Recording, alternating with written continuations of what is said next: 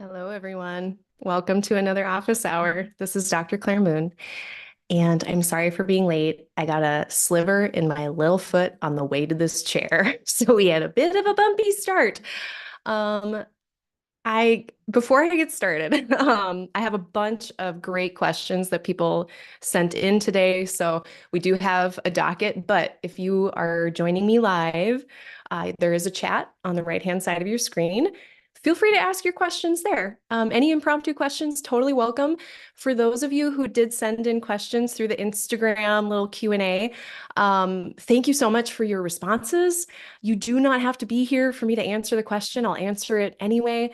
So of course, if you're listening to this later and I'm answering one of your questions and you have follow-up questions to the response that I give, put them in the comments below and then I'll follow up to that and we'll just keep this conversation going. I do this every second Thursday of the month. I know it's Friday today. Every once in a while, I've been rescheduling it because I have like a social life now. It's weird. But thanks for joining me a little off timing. So let me bring up the chart and we will get going. But before I do, let me check in. I don't think anyone's here yet. Let me make sure. Got my little notes up. So yeah, as far as things we're going to be covering today, so just a little docket, we're going to be talking about sunset and sunrise birth charts and what that means if you're a sunrise or a sunset baby. Which really, if we're doing more Hellenistic astrology, then we're thinking about sect as a thing, whether you're a day chart or a night chart. We'll talk about what that means. Then we're going to talk about nodal returns, maybe strong synastry placements. I'm not sure what direction I'm going to take that in. We got a question about cardinality, what it means if something is angular or cardinal. There is a question about what void moons are, and then a good question about the pandemic and astrology. So we'll get to all of those today in no specific order. And again, if anyone has any other questions in the meantime, put them over in the chat. Okay, so I'm going to start off. Who is this great question from? From Jamie.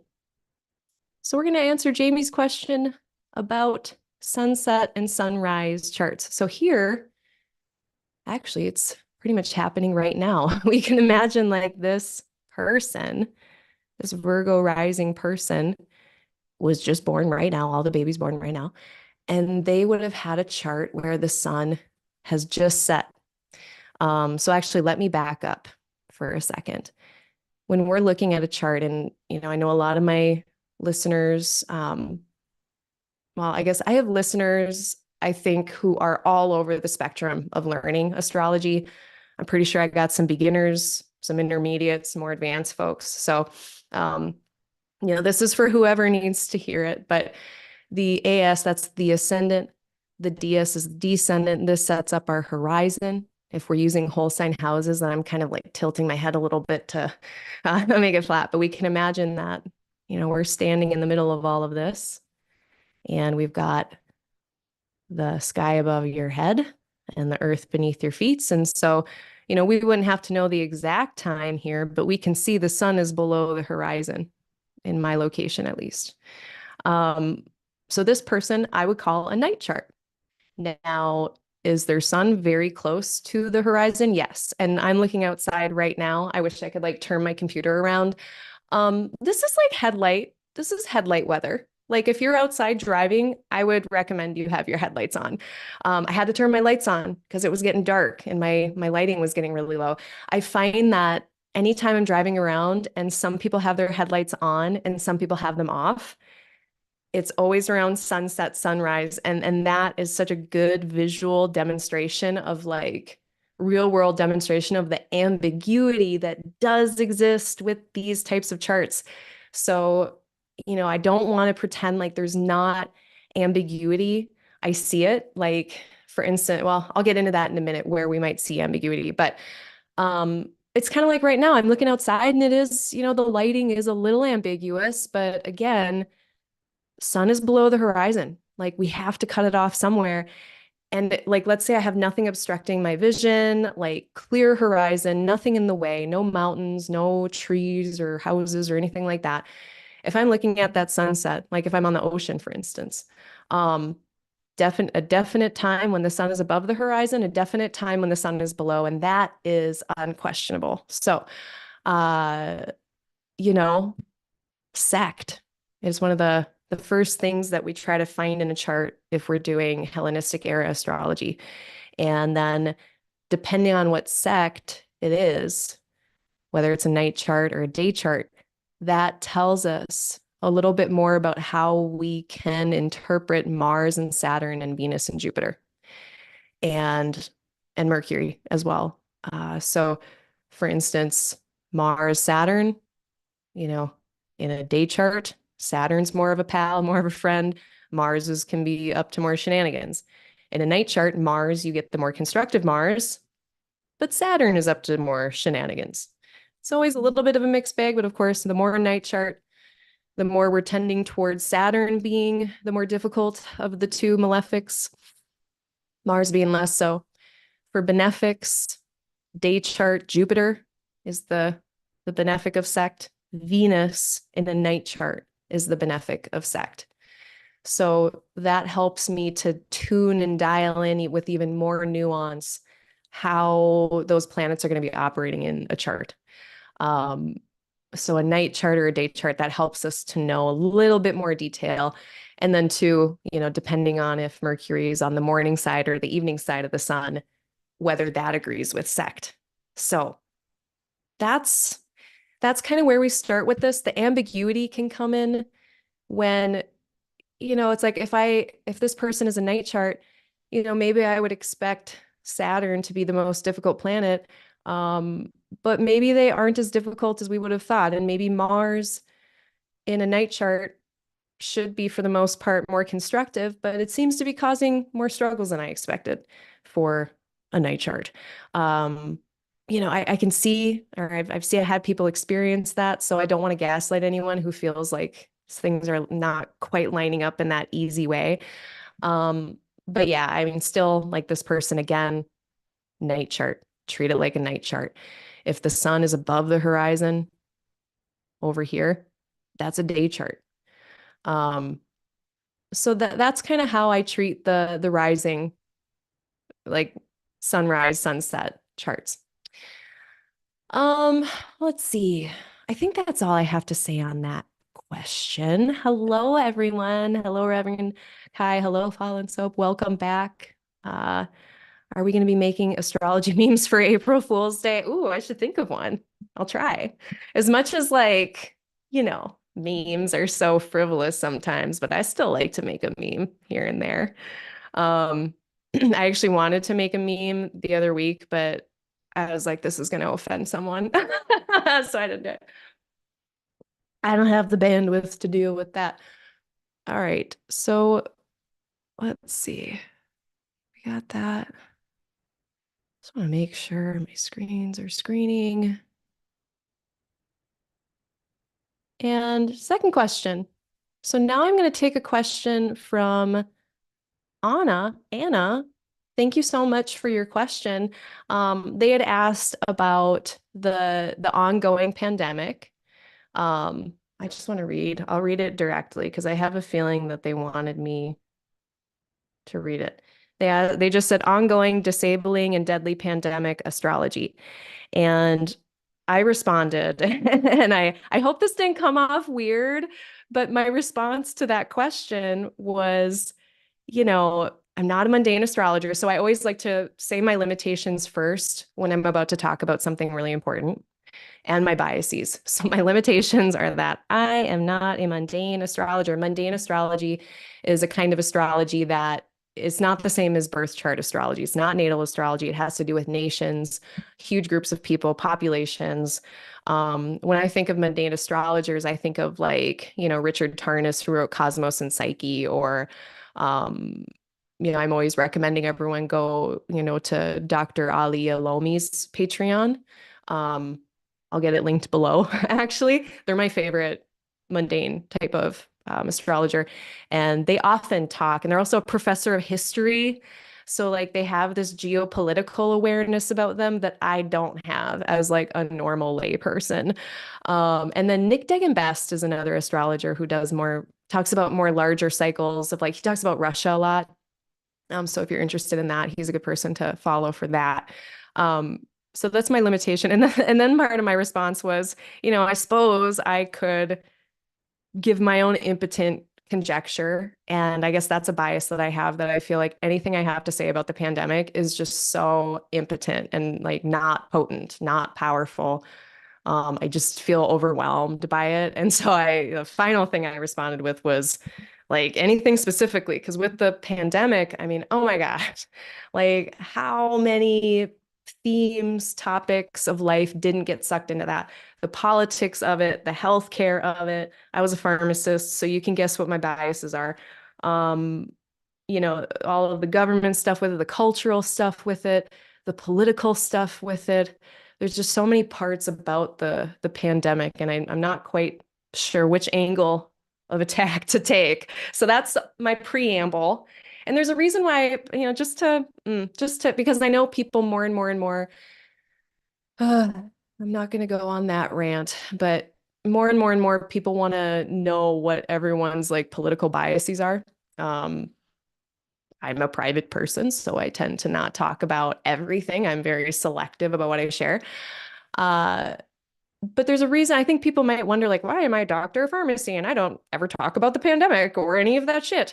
It's because I'm like hashtag triggered AF from that whole. I was in that for 13 years. Every year I got really sad about flu season, about no one caring about the flu and how the flu still kills babies and elderly and immunocompromised people. So when the pandemic happened, I was just like, whoa. It was just like a whole nother level of all of the same stuff that I've been dealing with, but just worse, way worse. So I don't talk about it. I'm not ready. I'm still not ready at this point. And I quit a year into the pandemic and then started doing this full time. I was already burnt out before the pandemic, long before. So I have a hard time talking about it. I have a hard time remaining regulated while talking about it. So I usually just choose not to. But I'm going to talk about it. So here's astrologically what I think. And I don't know much. So this is probably pretty basic, but what was going on when the pandemic started? It was Pluto and Saturn coming together and having this very rare instance. How often do they do this? Let's look together. Saturn, Pluto. All right. Yeah, the last time was 1982, 2020. It's going to happen again in 2053. So this was part of the deal, is that Pluto Saturn conjunction.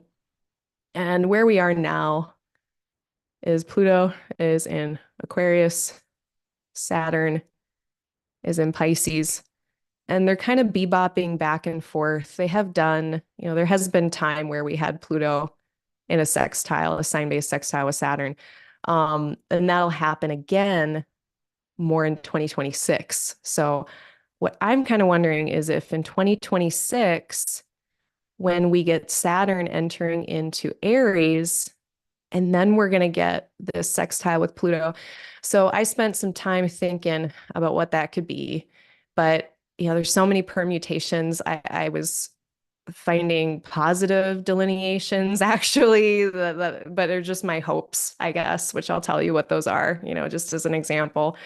But a lot of fears, so this is where I was using astrology a little unskillfully and just kind of fiddling around with some fears and some expectations or hopes.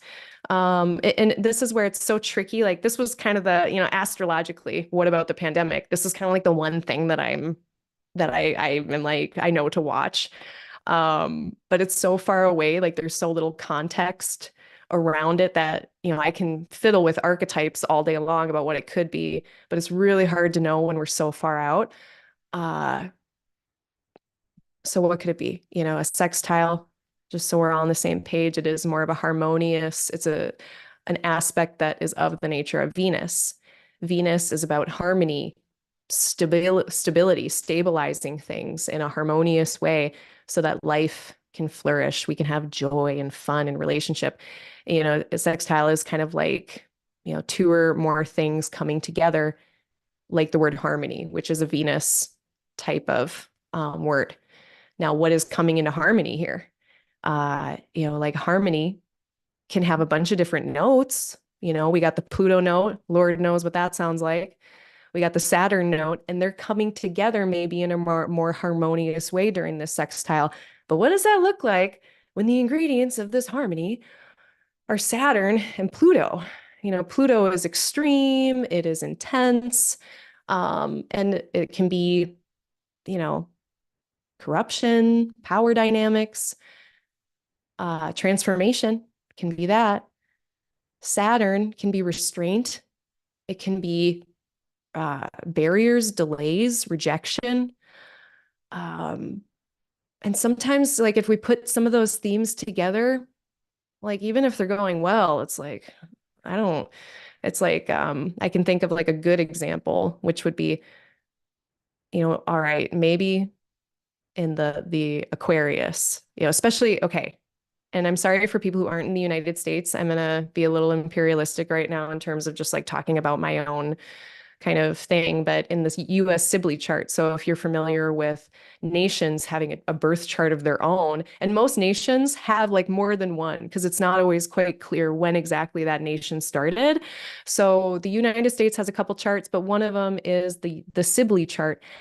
And let me actually just switch this a little so it kind of looks like it, because Aquarius is the United States third house.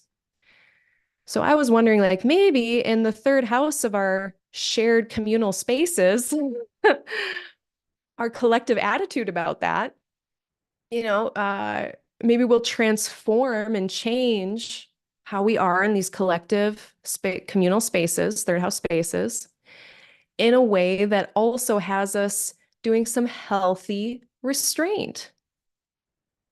Kind of like wearing masks in public would be, you know, a potential way that this could come out. That was a very hopeful version. My fear is that it's like, you know, just more of kind of Aquarius can get kind of dogmatic and orthodoxy. And it's like just more and more extreme viewpoints, creating harsher and harsher enforcement of whatever policy is going on. Because a lot of times I see Saturn in Aries as like the punishment that doesn't fit the crime. It is just like really extreme that, you know, it's like when Saturn gets into a fire sign, it gets drier and it gets more rigid almost. I know we can think about qualities the other way. It's like, well, isn't Saturn also cold and it gets heated up in Aries? Yeah, I mean, it depends on which philosopher and astrologer you talk to, but I'm going to say that, and what I've experienced is when Saturn is in fire, when Saturn is like, it dries it out too. And I see just a clap back, you know, that's overly strong sometimes. You know, I can see the United States getting extra harsh on enforcing the borders, that it ends up really harming children. So many children who are migrating here. I was just watching a story on PBS NewsHour about that. That was very, very sad. And I just looked at this sextile, and that's when I was, you know, more anticipating the future with more fear, which is not good or helpful, but here we are. So I guess the main headline here for this question of like astrology, pandemic, this is kind of the next thing I'm watching, you know, with curiosity, because it's like the conjunction is the opening of a cycle. And then right now we've got these planets being um, in aversion to each other. You know, if we go back to the current moment in time, and when planets are in aversion, they're not necessarily communicating very well. So right now, Pluto and Saturn aren't sharing notes as much, which I'm okay with. At the same time, Saturn and Pluto aren't able to share notes and do this kind of transformation that we need to happen to our structures, transformation we need to happen to the systems. So many systems. So that's kind of what I'm thinking for that. And yeah, I guess the other point was just too that this falls in the Sibley chart for the United States in the third and the fifth. Self-expression in the fifth, you know, Saturn going even harder, rejecting in the name of self-expression, rejecting each other over self-expression. Sometimes that's okay. Sometimes it ends up harming. So we'll see what happens. And again, I should say another little caveat. I'm going to move on to the next question. But when I'm talking about transits, that's also kind of a different deal than talking about birth chart placements because we have our whole lives to like figure out a birth chart placement. We only have like a little bit to, figure out a transit. So just throwing that out there, you can make some equivalencies, but try not to do the one-to-one. So if you personally if you're part of the Saturn and Aries generation, don't worry. I don't necessarily expect you to get like harsh punishment for something or, whatever. Okay, let me check on the chat and see how that's going. Hello, Rachel. Hello, dream, achieve, repeat. Dream, achieve, repeat. Dream, achieve, repeat. Yes, burn it into my brain. Clarkson's back. Hello. So, Anna, I hope that helps. I hope that gives us, because okay, and then I wanted to make the assumption because I'd asked, is there any specific kind of thing about the pandemic? Because there's like all of these ways of approaching it. And I think most of us are, if we're thinking about this climate that we're in with it and navigating it, continuing to navigate it, I think we're all kind of wondering like, when's it going to end? Or when are we going to come to some kind of consensus as a culture on how to be? And that, I think, at least I'm making assumptions. That's my question when I think about the pandemic. And so astrologically, man, I cannot answer that at all. I have no idea. So I feel very unskilled in that way, which is then I refer to the mundane astrology people. I do know, like, I'm pretty sure, and someone in the chat, I always like to crowdsource too, because I know there's astrology people who are very astute in the chat. I thought a thing that people did in mundane astrology was you look at like the equinox chart, like the Aries solar ingress chart. I thought that was a thing to just look at like kind of a wider collective kind of horoscope, but I could be wrong. Okay, next question. Let's talk about cardinality. That's a pretty quick one. So we have these different modalities, or another fancy word for it is quadruplicities. And there's 3 buckets of them. We got the cardinal one. This is the beginning of seasons. And then we got the fixed signs. Those are the middle of the seasons where things are more consistent. They've stabilized. We kind of know what to expect in terms of like the weather and the activities of the season.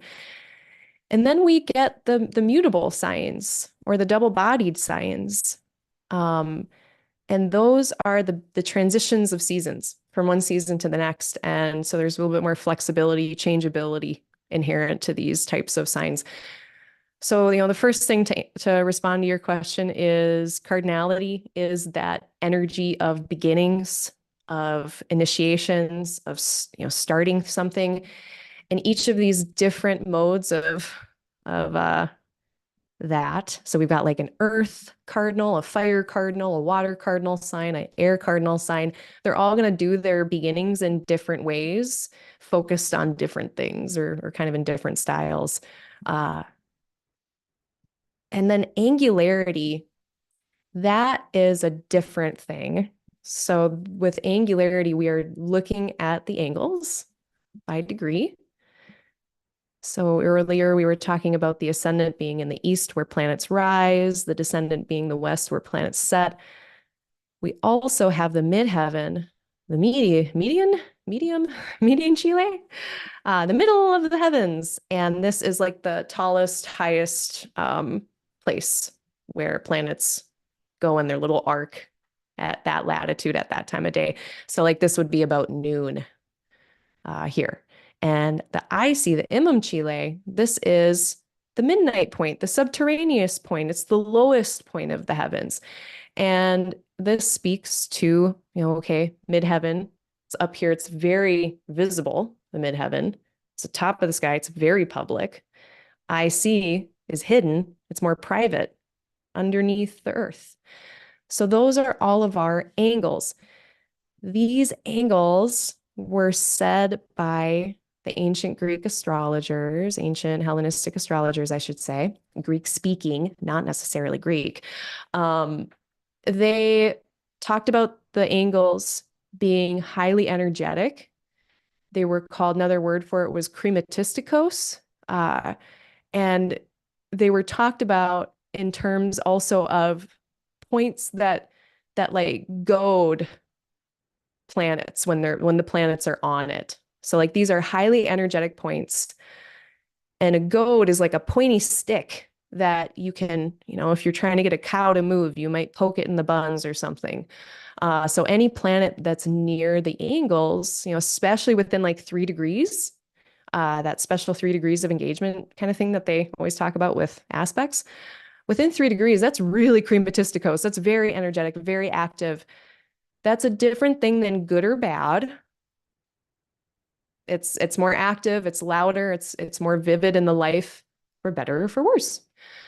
Now, they also talked about these angles in terms of being tent stakes. That was another analogy that they had, was the stakes that you drive into the ground to hold a tent corner in place. So it's almost like these tense points that are holding a lot of the structure in place. And these tent stakes were also kind of called pivots. So that was another way to consider it. It's a point that the first, the 4th house, the 7th house, the 10th house, these are these pivoting points and pivoting places. And likewise, the angles are these pivots.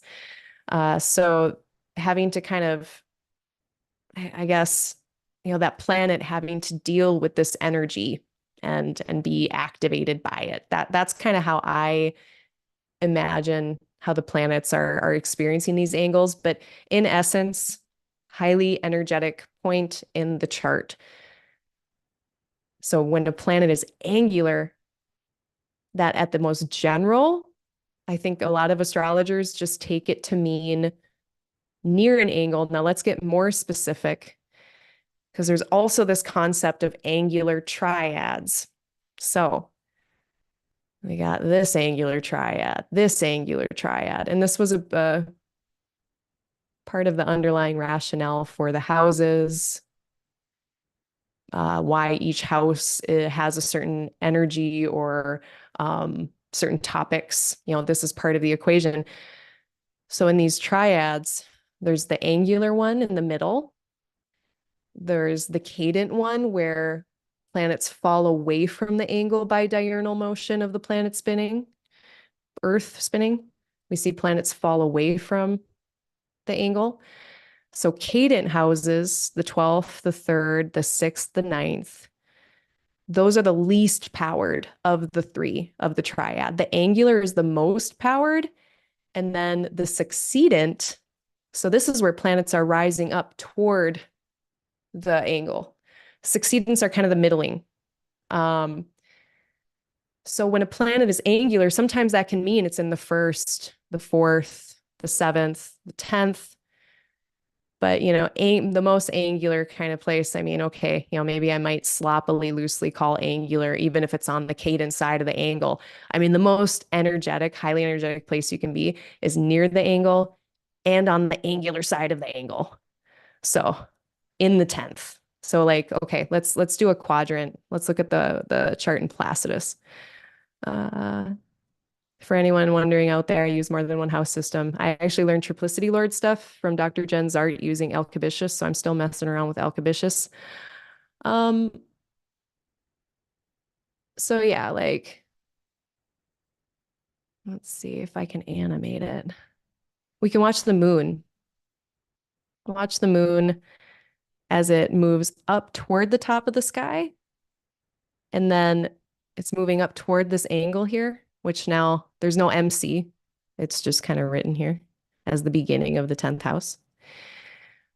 So it's rising up to this peak kind of energy place. And then it meets it. And then it starts to lose more and more of that crematisticos kind of energizedness the further and further away from the angle it gets. And so this is why if I am trying to choose a chart for a moment and I don't want to deal with malefic energy, like I try to tuck away the malefics in a cadent house or even a succeedant, just get them off the angles because we don't want that to be loud. I don't want Mars and Saturn to be on an angle and loud if I can help it. Unless, of course, okay, let's say you're doing martial arts, then yeah, like put Mars on an angle. Are you going to battle? Put Mars in a place that's very intentional. Are you doing a Saturn thing? Then yeah.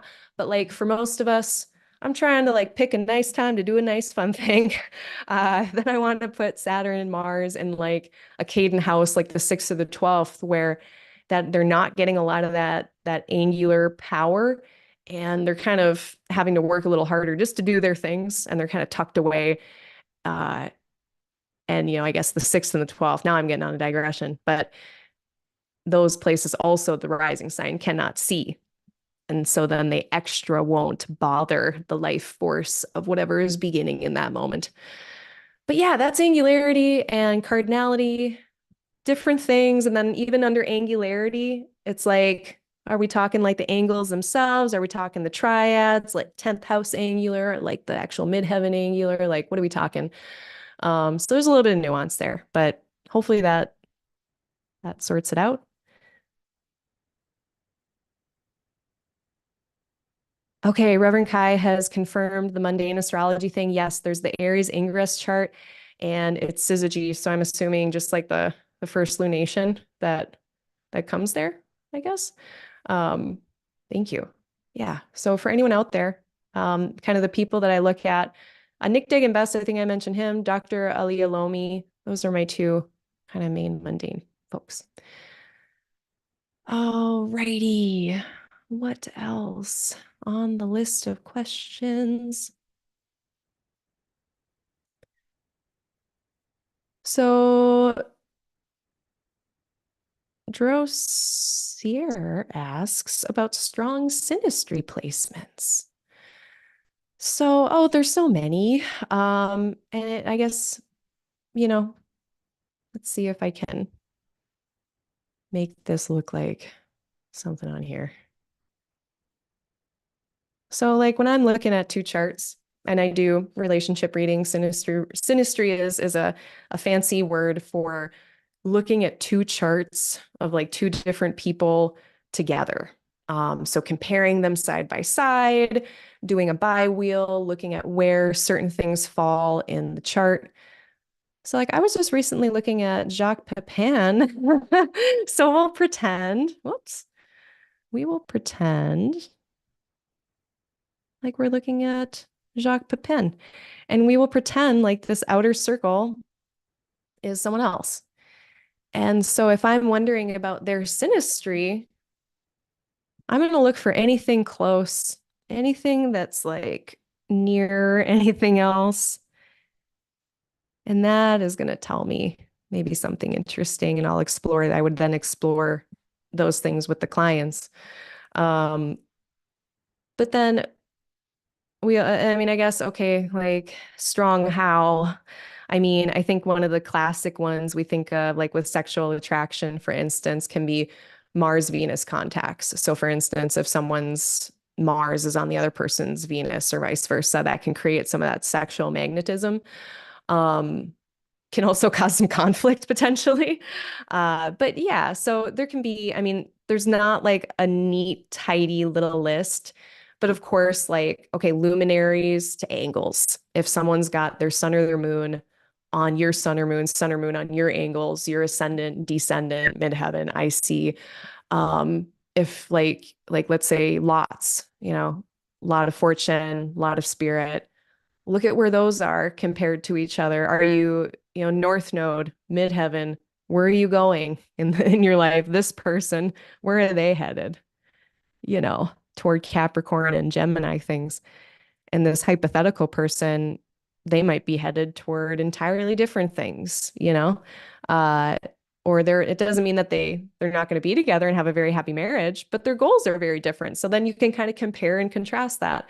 Um, I love when if you have a luminary, if there's a benefic also with that. So if someone's Jupiter is on my moon, or my Venus is on their ascendant or their sun or something like that, that usually makes for connection and stuff like that. There's also, of course, if you have the same placements, sometimes, I dated someone for over a decade when we had the same Mars by degree. And when we were doing projects together, excellent for some things. For other things, it was really difficult. So it really depends, strong, yes. Difficult, helpful, not difficult, etc. That's a whole different question. So very sloppy kind of response there. No clear guidelines, but I guess the answer is lots of stuff. There's a ton of stuff that we look at in synastry that can speak to some kind of strong connection or role that you might play in each other's lives. How about nodal returns? Alyssa asks about nodal returns. So I'm not going to get into the nodes. Do I need to get into the nodes? I guess I do if I'm explaining returns. So there's a lot of different lenses we can kind of look through when we're talking about the nodes. The more modern type of delineation of nodes, I think, is what most people are most familiar with. That's kind of like South Node is more what you're comfortable with. North Node is what you're going to have to get better with or figure out or get more comfortable with. South Node, where we've been, past lives, stuff like that. North Node, kind of where you're headed for some kind of higher ascension or purpose or state of being. Just there's a directionality. There's definitely a directionality setup. The Hellenistic definitions or their kind of discussion around the nodes was much more scant. And for the most part, we see them looking at the South Node as a point of decrease, loss, lessening. North Node was more increase. And my favorite lens, which I talked about, I think during, the forecast I gave last night, or 2 nights ago, the story of the dragon. North Node being the head of the dragon, Rahu, more of a material focus, material world achievement, drive. So Rahu touched planets can have a lot of drive and, kind of that desire for more. But the story of this was that the dragon was this disembodied head that didn't have it was like an empty pit of a stomach, so nothing would satiate this dragon because it doesn't have a stomach. So it's just more. And it can be kind of frenzied. This dragon was frenzied, and with that we can get confusion or kind of an unwieldiness. It feels like kind of, to me, a highly energetic, unstable type of point. And it makes sense when we think about the fact that these are the points where eclipses happened. So astronomically, I should have started there. The nodes. So if we got, now I wish I had another ponytail holder, another hair tie. But if we've got a hair tie, if this is the path of the moon and this is the path of the sun, they're just if they're on a plane together, they're not quite on the same plane. Their orbits, they are askew by about 5 degrees. I can't do it, but it eventually it's like this. Wait, can I do it? I can't. I just need to get 2 hair ties. Anyway, the paths of the sun and the moon don't quite overlap, but when they do, we get an eclipse. And when the moon, because these are lunar nodes, so this is very much based on the moon's orbit and the moon's path, not other planets. Uh, but it's not super stable. Eclipses are not stable energy. The nodes are not stable energy. So that's what's going on with North Node, South Node, the tail of the dragon, K2. They were more seen as less about material world achievement, a letting go quality, so more immaterial, potentially more spiritual. And also, this sounds crazy or like too much, but it's sudden disappearance, sudden loss, uh, all kind of in that decrease zone of kind of archetype. So, in general, no matter how we cut it, what stories we use, we are really setting up a directionality or a pull of things. And in the life, it's not that this, like, so this hypothetical Libra rising person with the South Node in Libra, it's not like they're not supposed to have an identity or they're going to lose their identity or some, like, it's not that they shouldn't be, radically themselves. But I think the message that I get out of all of this is, this is the South Node, maybe is a good jumping off point. It's what we're maybe comfortable with, what we came in that we're already understanding. And it's a point where we need to do what is essential and not too much more than that. So it's like, what is absolutely necessary and essential for the first house of this person, their mind, their body, their spirit, to be better than okay, to be thriving. And so there's enough bandwidth for this person to deal with this North Node, to notice and work with this North Node in the seventh for that person. So it's like pulling them into partnership or relationship, whether that be romantic or platonic or business, and then kind of learning, and that being a learning curve of life. So, first house for this person, a stable jumping off point, maybe in this kind of unstable lands, so that we can have enough bandwidth to do the North Node stuff.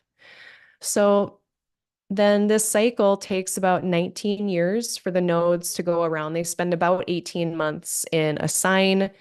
They have eclipses that mess with a certain sign for about a year and a half, 2 years, but all it takes about, was that like 19? I think it's 19 years for it to go around. But when you have your nodal return, it's just kind of, just so we can see what it looks like. It would be, like this, the node and the same sign. It's like a time to recommit to that path.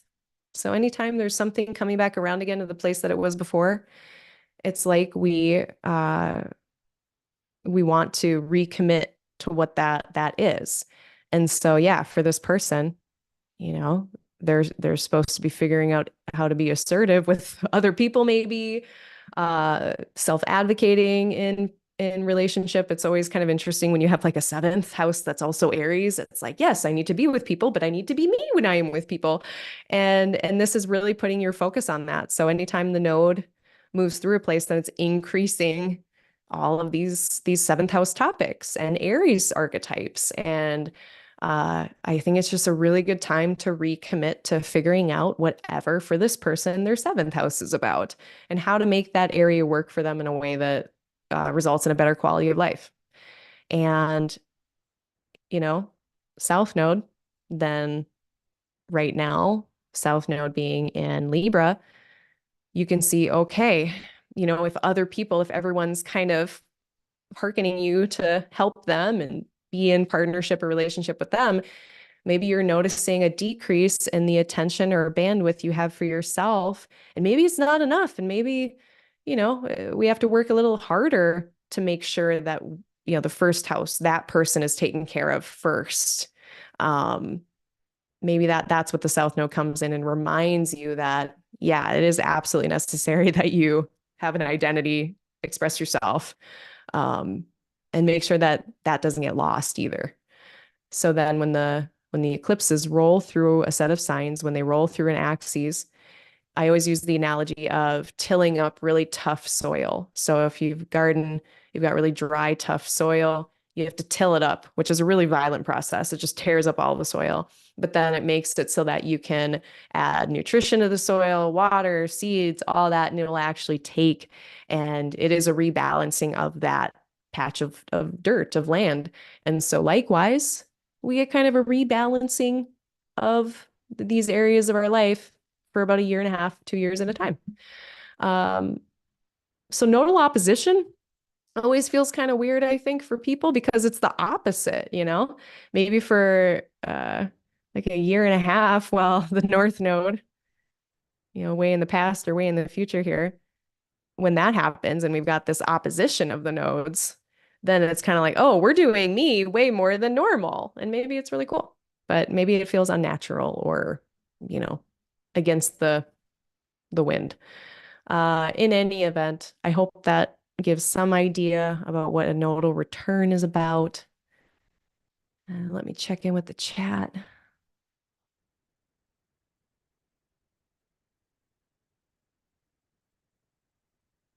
Okay, and then we have void of course moons from, let's see, Cecilia. Thank you. So what exactly is a void moon? All right. I love this discussion. I was looking forward to this all week, by the way. So thanks everyone for joining me. I love these. Like, I wish I just had some way to make my life have more time in it so I could do this more often. All right. The moon. The moon is the fastest moving object in the sky, and it is also the closest to us of any of the other planets. And so a lot of the symbolism and ideas about what the moon does had to do with connecting planets. We even have, what's that called? When like carrying of the light, like the moon can actually carry like a message from one planet to another in certain ways. Otherwise those planets might not be meeting by an aspect, but the moon can actually like carry the light of that planet to the other planet. That's part of our techniques. I think it was the Hermeticists, or I don't know who it was, that talked about the effluences of all the planets, the moon kind of arbitering all of those energies from the planets and helping us to hook up with that and embody what those planets wanted or were doing for us. So the moon almost being like this antenna, like this connection between us and the planets, but also between the planets themselves. So the moon in general, most of the time, I mean, especially if we include the outer planets, the moon is always connecting. Well, not always, clearly, because sometimes it's void. Most of the time it's connecting with some other planet. Sometimes it's not, though. And when the moon is not in any kind of aspect with other planets, for certain definitions of time, which I'll get into, that is said to be a void of course moon. So the moon, and one of like the Greek words was kenodromia, which meant running in the void. So the moon running in the void. That's why I feel like I always talk about the moon running into someone. I always like talk about the planets like they're little people. They're gods, like anciently they were very much seen as gods. But who's the moon running? Where's the moon running? Who is it running into? When it's running in a void, it's not running into anyone. And that is also, I think, another loose translation was like lonely moon. But it's like if I'm trying to make a recipe, like a bread, let's say I'm trying to make bread, I need to bring together flour, salt, yeast, dry ingredients, and water. And it's almost like when the moon's running in a void, it doesn't have access to the ingredients that it needs. The other planets don't have the water they need. It's like stuff just isn't coming together in a way that, like, in the material world, we're seeing things move along. And so it was always said to be the time not to go fishing, not to do whatever event or activity you were going to do that was really important to you. And all of these things, more material world concerns. And the moon really is kind of our general significator for material world conditions, having a body, having senses. Once I have a body and senses, now I have emotions, thoughts about those emotions. The sun is more our spirit, our soul, our intellectual body, according to the Hellenistic astrologers. Valens called it like um, the perceptive apparatus of the soul. So very, very different. So moon running in the void, what is void? What is not kind of happening? These material world type things. So the definitions then, for the Renaissance astrologers like William Lilly, who were using this probably the most and the most frequently, it was not having any interactions with a planet. Oh gosh, no, someone else help me out because I'm not a Renaissance astrologer. I don't know if it was within the moon's orb of 13 degrees. I don't remember. But whenever the moon left that sign and got into the next sign, then their aspects counted and they were no longer void of course. Hellenistic astrologers, they had a more strict definition that leads to less common and more extreme circumstances where the moon doesn't make any aspects with another planet for 30 degrees. And it doesn't matter if it goes across a sign boundary. And then that is a whole 30-degree swath where that moon is not interacting with anyone else in the chart. So this was seen as, natally maybe challenging conditions, potentially under-resourcing for the native. There are a lot of mitigating conditions. So if you're looking at your chart and you're like, uh-oh, I got to avoid a course moon in my birth chart, there's a lot of mitigations for it. So yeah, there's always mitigation. Again, I shouldn't say always, but pretty much always there's mitigations for these things. But yeah, void of course moon. Let me actually I'm going to put a link here because there's the void of course moon calculator that I love so much. And that, let's see. All right. I'll put it in the chat.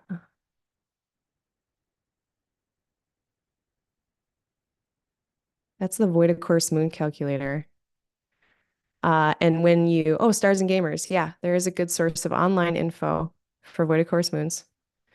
It is this calculator. So you can choose on there. I like to choose, you can do, let's see. I'm going to just share my screen. It's always a little dangerous. So like here, we got the void of course moon calculator. Pick your year. We got March aspect to, we can include all of the modern planets. I'm going to choose to do traditional. You can choose to do minor aspects, major aspects. I'm going to choose major. And then, 13-degree orb is an option.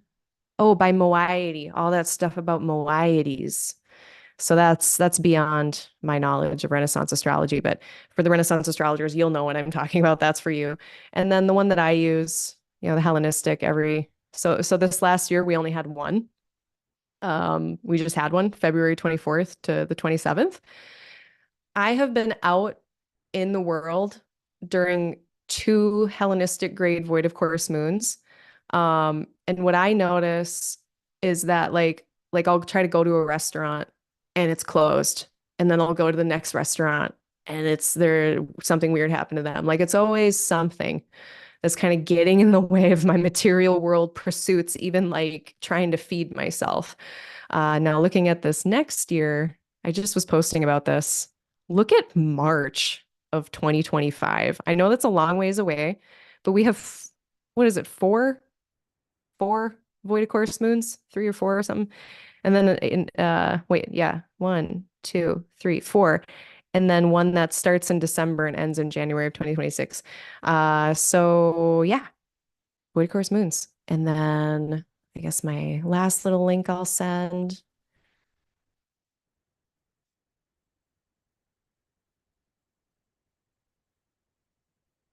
Nope, not that.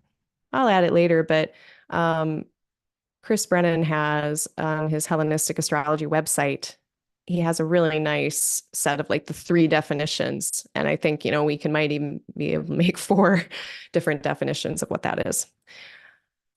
What I like to do during a void of course moon, so I've talked a lot about what doesn't work about it. At the same time, I like to think about, okay, what's a moon? Okay, material world stuff doesn't work. So what's a moon to do? And then, okay, focus on my body, focus on taking care of it, doing the winding down, doing the relaxing and the chilling. Um, of course, we have to feed ourselves, just know it may not. There might be like little kerfuffles, like this is not when I would go to the grocery store, but more spiritual, immaterial kind of pursuits. Solitude, contemplation, working with, if you have spirit stuff you work with, it just being, there's like, it's like we don't get the noise of all of the planets. So of course, if you're trying to work with a certain planetary god or something, this is not going to help you.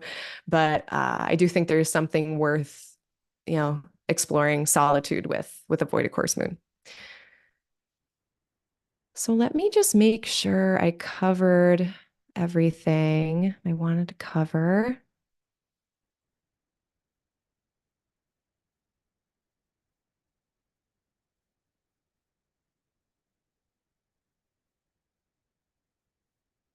I did get a question.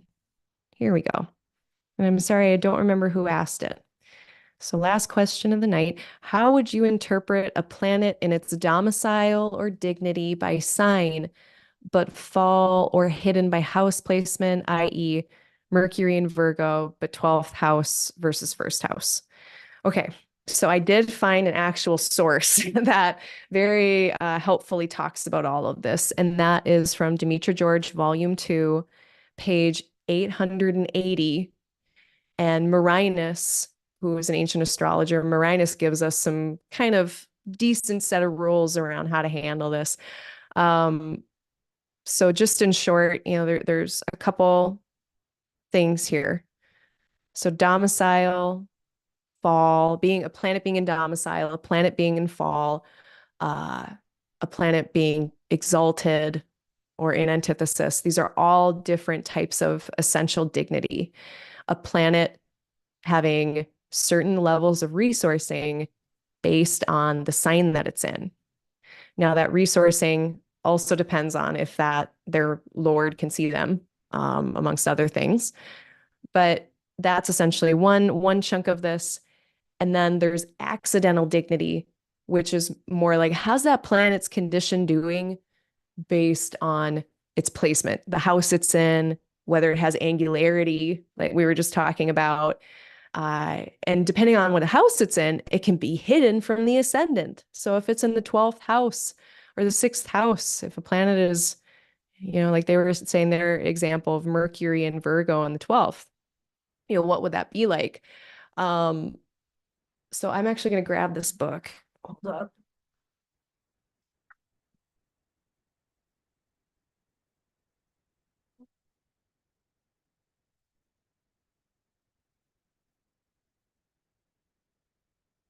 Okay.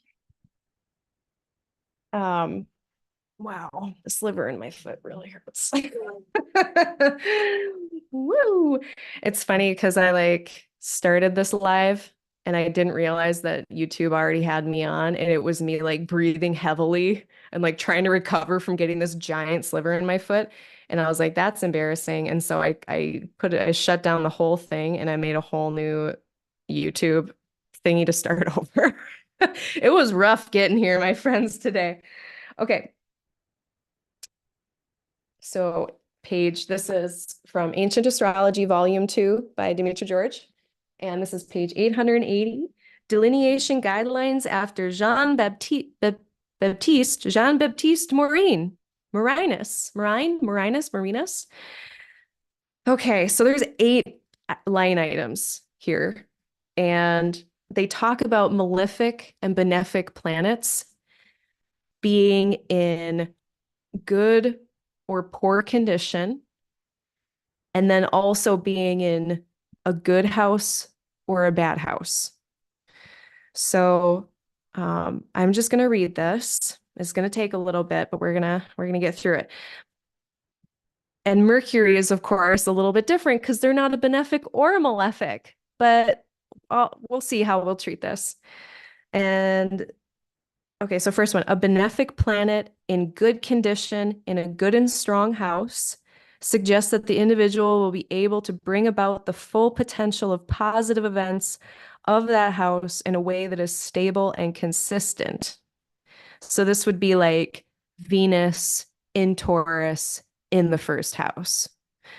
Um, benefic, okay, now number two, a benefic planet in poor condition in a good and strong house suggests that the individual can still bring about fortunate outcomes in regards to those topics, but they may not realize their full potential in that area, or the events will be unsustainable, of short duration, not useful, or will require more effort than initially thought.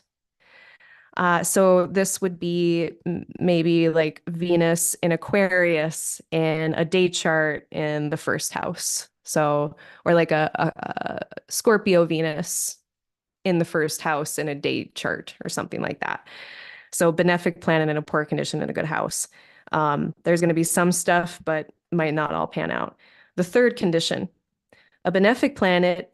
Now we got similar to number one, we've got a benefic in good condition, but now in a bad house, like the 12th, suggests that the individual can prevent or suppress the bad topics from arising, or if bad events do occur, the individual has the potential to transform them into something good and beneficial. So this would be like Jupiter in Pisces in the 12th. Maybe they end up in some kind of 12th house trouble, but they get liberated from it, or it doesn't, they are somehow able to move through that in a positive way. Fourth condition of the 8, a benefic planet in poor condition in a bad house suggests, so let's say that would be like Venus in Scorpio in the 12th. The individual cannot prevent the bad events from arising, but they can survive them and will be able to move on. A benefic planet in poor condition in a bad house. So here we're really seeing like how much weight an astrologer is putting on the fact that this is just a benefic planet, and the fact that maybe it's benefic topics like love and relationship. I mean, God, now I'm thinking about like the horrors, all the horrors of that could occur. But like 2000 years ago, like the standards, not that they didn't have any, they had plenty of standards. They aren't that different from us in a lot of ways. But I think partly like they were looking at a life and being like, did you die though? Like, bro, did you die though? Like, so that must be where we're going at there. And then condition number 5. So I'm going to go back to condition number 4. So again, just to say it again, a benefic planet in poor condition in a bad house suggests that the individual cannot prevent the bad things from happening, but that they will survive them and be able to move on. The fifth condition, a malefic planet in good condition in a good house, so like Saturn and Capricorn in the first, suggests that the individual can bring forth and maintain the positive topics of that house, albeit hard work or conflict. Sometimes the good of the individual comes at the expense of others. And this is like, so these ideas of, having a decently conditioned malefic planet, there was talk of like your gain through other people's loss, which is, all kinds of challenges there to unpack. All right. Sixth condition, a malefic planet in poor condition in a good house. So this would be like Mars in Taurus in the 10th, suggests that let's say the 11th. Let's say like Mars in Taurus in the 11th, a malefic in poor condition in a good house suggests that the individual cannot fully realize the good topics of that house, or if they do occur, they could turn into a source of misfortune. So very mixed bag there. And then and also on that note, and this is not from Morinus, but just from my own learning, that when you put a malefic like Mars or Saturn in a good house, like the 11th, it actually mitigates the harm that that planet can do to you. So, or Yeah. The seventh condition, a malefic planet in good condition in a bad house suggests that the individual cannot prevent the bad topics from arising, but can survive them. So let's say you have Saturn in Capricorn in the 12th house, great condition Saturn. They're even in their joy, but it's in the 12th house. Then there might be challenges, but you're going to survive them. So like Mercury, that's where I would put Mercury. Not that they're malefic, but I'm just going to say, malefic or benefic aside. So being in a good condition in a bad place, a bad house, the things that like both the benefic and malefic planet in good condition, but like in the 12th or something, there's always like, yes, the bad things will happen, but you will survive it, but you will transform them into something good or beneficial.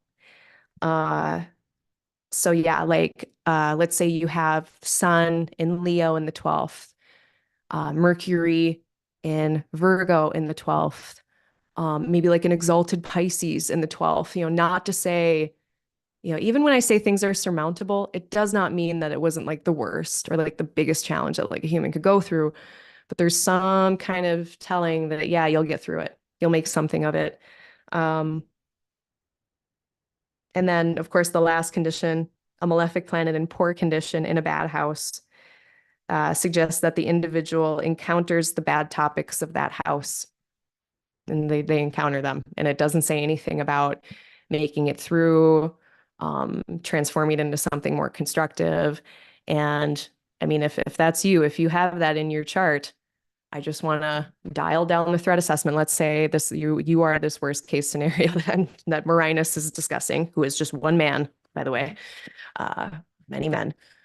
And let's say that's you. That doesn't mean there aren't other mitigating conditions. So let's say it's like, let's say you have like that Mars in Taurus, and that is in your 12th house or your 6th house or something. I think I have a friend with this in their 6th. Uh, so that doesn't mean that like other planets aren't seeing in here. So, like for instance, whatever's going on in the 12th, we got to look at the benefics that can see into there. So, like in this person, this theoretical Libra rising person, both benefics can see into the 12th. So, this person's 12th house is going to be helped out somehow through, you know, 6th or 8th house means. So, there, just because you've got that 8th horrible Marina situation in your chart, there can be so many mitigations where you find a way to turn those lemons into lemonade. So I don't want people to get too anxious if you have that one condition. So hopefully that helps you in understanding how we combine a planet's condition, based on that essential dignity like domicile, antithesis, fall. So how we combine that condition of the planet with how it's going to try to do those things that it does effectively, less effectively, and where that comes out in life and in what way. So that's what I have for that. Let me see if there's anything else.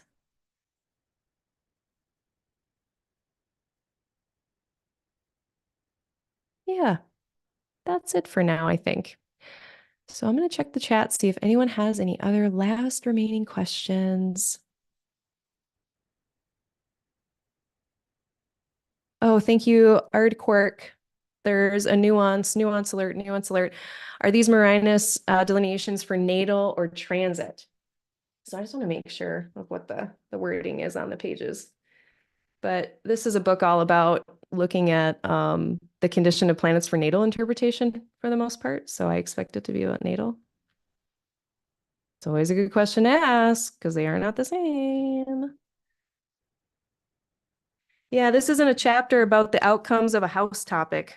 So, really, I don't see why you couldn't use this for transits. I don't see why you couldn't use this for elections or horary or whatever.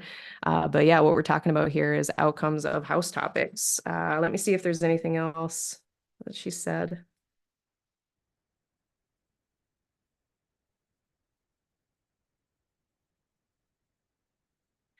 Okay, so it says this is coming from page 879, preceding that handy dandy list. It says 17th century French astrologer Jean-Baptiste Morin, known by his English Latinized name as Morinus, set forth a system of house interpretation in which he specified how planets, in accordance with their nature and condition, could realize or prevent the good topics of a fortunate house and activate, mitigate, or suppress the bad topics of an unfortunate house. He also explained how once a topic has been realized, it could later be destroyed as well as transformed into a source of fortune or misfortune. Yeah, so nothing explicitly stating.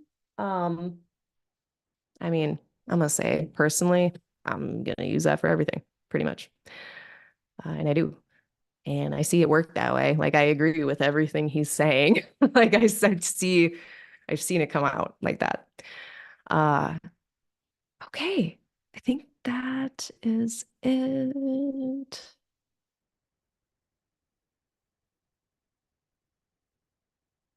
Yeah, I think that's it. Thank you so much, everyone. Thanks for your participation. Thanks for all of the questions from my question prompt. Thanks for starting late with me. I'm gonna go try to do surgery on my foot now. I might actually end up using the doctor I finally have. Uh, yeah, it's been really funny. I've been doing tarot pulls. Now I'm just spouting off. I've been doing tarot pulls every day, and I did that a long while ago, but I stopped. And now I've restarted again, and it's been just right on. Like every single time I have a kerfuffle like this, I'll draw a card that'll be like, yeah, some shit's gonna go down. And I'm like, what shit could possibly go down? There's nothing happening. And then something happens. And I'm like, ah, of course. Um, so yeah, daily tarot pulls. Holy cow. It is really, I should have been doing this whole time. Like, I wish I would have started doing this like 3 years ago, and I would probably have tarot as like something that I could help people with. Thank you. It's been a struggle this week. All right, everyone. Till next time. I don't foresee this being rescheduled again, but thanks for being flexible with me. Um, any announcements? Not really. For anyone who's interested in my work, I do tutoring, mentorship now in terms of astrology, wherever you are in your learning process, or if you just want to shoot the breeze with someone about shop talk, or, if you have your own kind of astrology business, I can help with that just as far as I've experienced it myself. Um, Readings, booking, just all wide open. I have a sliding scale. So if you are anyone who's been oppressed or harmed by any of the systems that be, I've got a whole thing on my frequently asked questions on my website, www.aligninglightastrology.com. Hit up the FAQ, and then that explains the sliding scale. Email me, aligninglighastro@gmail.com. So that's essentially a sliding scale. It's just a cheaper exchange for work, because I believe that everyone should have access to astrology. Everyone should have access to healthcare. Everyone should have access to astrologers. Everyone should have access to like all of these kind of ways of knowing and learning. So look at that. I don't think the next thing I'm doing, so that's going to be the end of the month. Forecast for April. I'm doing it on the 28th of March at 2 p.m. Central Time, 2 p.m. Central Time, 3 p.m. Eastern Time, March 28th. That is when we're going to start talking about April. So eclipses are about to happen, in 10 days. We enter into eclipse time. I won't talk to people before then. So good luck, everyone, with eclipses. We're going to be great. It's going to be great. We're going to see stuff and then move on. And again, if you have any other questions, put them in the chat below. All right. Thanks, everyone.